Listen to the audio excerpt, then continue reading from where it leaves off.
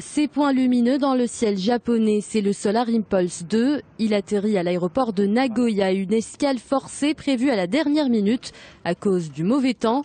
Dans ces tours de contrôle de Monaco, l'angoisse d'un atterrissage raté est enfin passée.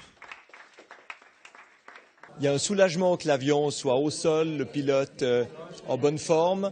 Il y a toujours cette petite déception de ne pas avoir pu réussir non-stop Chine-Hawaï, mais c'est une aventure qui est vraiment difficile. Le but, c'est le tour du monde. Le but, c'est de pas de faire à court terme un grand moment d'éclat. Le but, c'est de tenir jusqu'à Abu Dhabi. Tenir jusqu'à Abu Dhabi, c'est le pari des équipes de l'avion propulsé par la seule énergie solaire. Voici les images de son décollage dans la nuit de samedi à dimanche de Nankin dans l'est de la Chine. Il entamait alors l'une des plus périlleuses étapes de son tour du monde, une étape qui devait durer 6 jours et 6 nuits, mais elle a été interrompue par un important front nuageux. Quand on est parti de Nankin, on était convaincu d'avoir une très bonne fenêtre, en sachant toutefois qu'une fenêtre s'étendant sur 5 jours ne peut pas être garantie à 100%.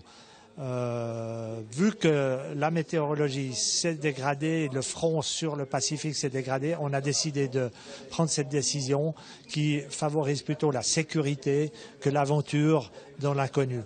Au total, l'appareil doit parcourir 35 000 km à une vitesse moyenne relativement modeste, entre 50 et 100 km par heure. Un vrai challenge car jamais Solar Impulse 2 n'avait volé au-dessus d'un océan ni resté en l'air plus de 24 heures.